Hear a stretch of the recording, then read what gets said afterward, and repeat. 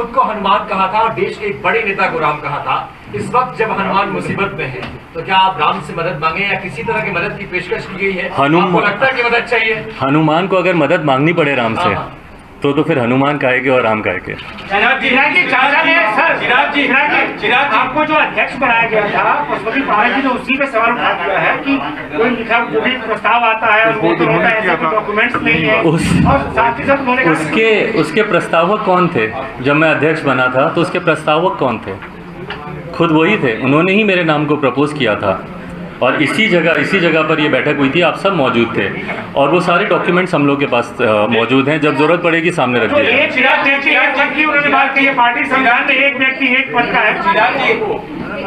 मेरा सवाल ये है कि आपने कहा कि जेडीयू की प्लानिंग पहले से थी और ये सबके नॉलेज में है, पत्रकारों को भी नॉलेज में है कि बिहार विधानसभा चुनाव के बाद नीतीश कुमार ने ये मन बना लिया था कि क्या करें। आपके भी नॉलेज में था और पशुपति पारस ने जो स्टेप लिया वो बाकायदा आपने 4 पन्नों के लेटर में बता दिया है। आपको नहीं लगता है कि परिवार आड़े आगे आपको वक्त रहते एक्शन लेना चाहिए था पशुपति पारस पर? देखिए, अब आपके पार्टी के विरोध में आवाज उठा रहे हैं। देखिए, जैसा मैंने कहा, मेरे संस्कारों में नहीं है। पापा से मैंने इतना धैर्य और सबको साथ लेकर चलने की सोच मैंने उनसे सीखी है, तभी अंतिम तक मैंने प्रयास किया। उस दिन जब मैं उनके घर पे भी गया, उस दिन की अगर मैं बात बोलूँ, मैं ईमानदारी से, मैं शारीरिक तौर पर मेरी क्षमता उतनी नहीं थी कि मैं जाऊं और वहाँ पे वो कर सकूं, बट उसके बावजूद मैंने वो प्रयास किया। मैंने अपनी तरफ से मैंने आखिर तक मैंने कोशिश की।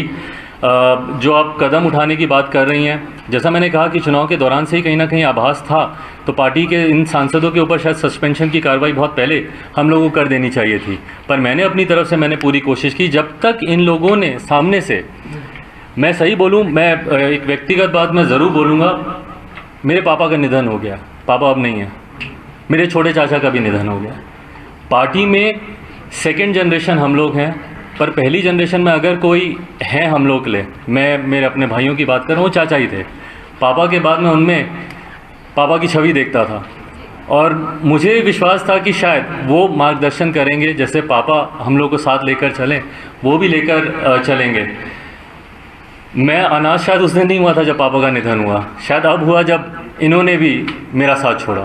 चिराग जी, क्या नीतीश कुमार को सीधे आप जिम्मेदार मानते हैं आपकी पार्टी में फूट के लिए? और दूसरा सवाल ये है कि बीजेपी के नेताओं को पूरी तरह से क्लीन चिट देते हैं जो आपकी पार्टी के अंदर हुआ, क्योंकि आप एक तरफ कह रहे हैं कि ये पार्टी का अंदरूनी मामला है, लेकिन दूसरी तरफ तो आप जेडीयू के नेताओं को जिम्मेदार ठहरा रहे हैं। नीतीश कुमार को सीधे जिम्मेदार? मैं एक बात मैं स्पष्ट कर दूं, जब आप बोलते हैं नीतीश कुमार जी को आप सीधे जिम्मेदार, कहीं ना उसमें मेरे पक्ष को कमज़ोर आंका जाता है। मैंने चुनाव में भी इस बात को हमेशा कहा कि मेरा नीतीश कुमार जी से कोई व्यक्तिगत विरोध नहीं है, मैं उनके मुद्दों का विरोध करता हूं, मैं उनकी नीतियों का मैं विरोध करता हूं। आज भी मैं इस बात को मैं कैसे बोलूं कि उनकी सीधी भूमिका है, बट हाँ, जिन नेताओं की सीधी भूमिका है वो उन्हीं के पार्टी